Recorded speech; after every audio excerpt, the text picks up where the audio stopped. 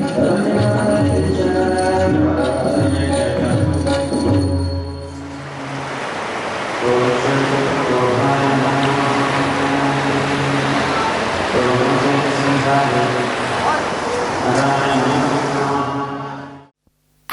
do I know who I am?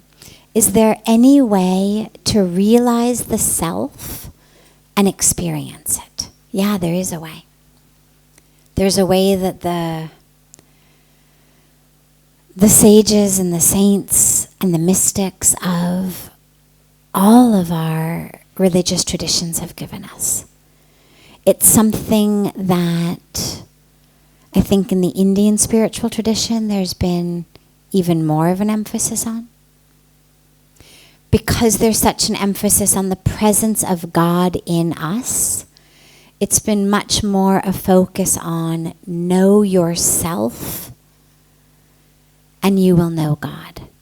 Whereas some of the other traditions are so much more focused on God outside of us, that there isn't the same emphasis on knowing yourself. But in both cases, the practices are actually the same. So whether it's a major emphasis or a minor emphasis, whether it's in the traditional part or it's in the less traditional mystical part of the religion, the practices are all very similar. It's all about meditation. It's all about closing your eyes and going inward. Sometimes with prayer, sometimes with chanting, sometimes with introspection and inquiry, but always going within. Because I can tell you who you are. I can say you are divinity. I can say you are soul. I can say you are consciousness. The scriptures say it. And there's an unlimited number of books, commentaries on the scriptures that say it. So the enigma is not, in theory, who am I? You just have to open up any of these books and begin a study. Your soul, your divinity, your fullness, your wholeness, your consciousness, your love, whatever word we use. The enigma is, how do I live like that? How do I know that? Because reading it in a book doesn't actually change me very much, any more than reading a menu fills my stomach. You know, I mean, if you're hungry, and I say to you, well, we have, sag, and we have cauliflower and potatoes, and we have dal, and we have chapatis. It's going to sound very nice. It may inspire you to come over for dinner. It might make you salivate and take your mind off of something else and at least bring you in the right direction. But it's not going to fill your stomach. It's not going to actually put nutrients in your bloodstream. It's not going to change your blood sugar. It's not going to do anything to the body that is experiencing hunger. In the same way, when spiritually we're hungry, when spiritually we're thirsty, when there's an emptiness in the heart rather than the stomach. Yes, reading books,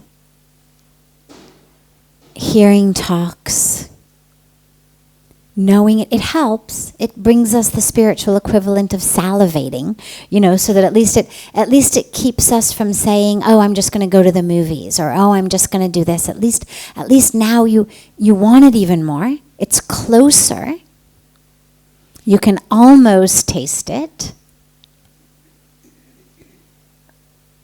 But you still have to do the work, just like you actually still have to eat and swallow the food.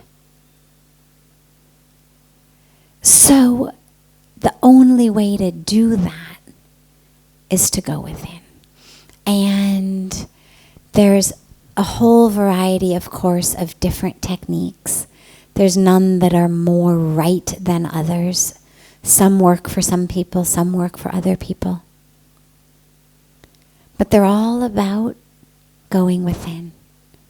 Because interestingly and beautifully, the minute that we're able to shut ourselves from who we're not and from the outer world, a lot of the truth of who we are automatically appears. It's not like a treasure hunt where you literally have to, figure out clues and move from point A to point B and go here and run and jump. And we actually just have to remove that which is not self. And that which is left is. And so in many cases, simply the act of closing your eyes, turning inward with intention. Yes, your mind will wander. You'll bring it back. It will wander again. You'll bring it back again. It'll keep wandering. You'll keep bringing it back. Eventually it'll wander less frequently. Eventually you'll be able to bring it back quicker. It'll take you less time to realize it has wandered.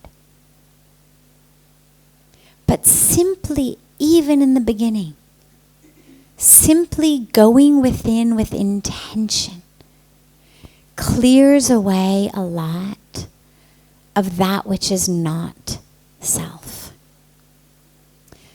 So at least start there. You can bring your attention to your breath. You can watch your breath. It's very simple. You can do it anywhere. You don't need special teachings. You can chant very simple mantras if you find that your mind wanders way too much, that even the breath isn't enough to keep it occupied. You could chant So Hum, which literally means I am that, the capital T that, the supreme, the universal that. I am that to which I pray. I am that upon which I meditate. I am that. I'm not separate over here. I am the drop of the ocean. I am the wave of the ocean. I am that.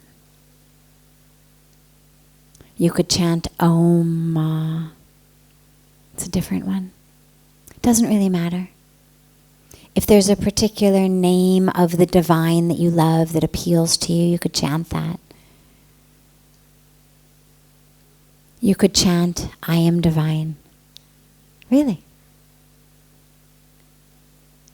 The whole point is to bring the awareness inside. Yes, the Vedic mantras have special power. But also simply going within to the self has special power.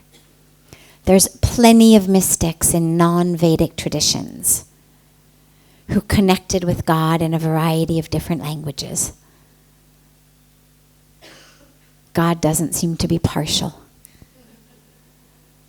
And so if your native tongue touches you more and is more meaningful for you, use that.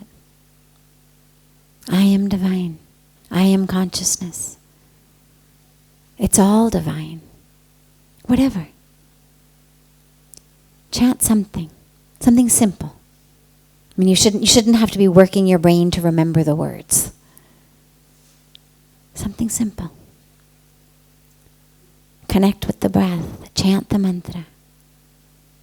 And just keep looking in and asking yourself, who am I? Who am I? Who am I? Keep asking yourself that. And it takes you in. And it removes that which you're not.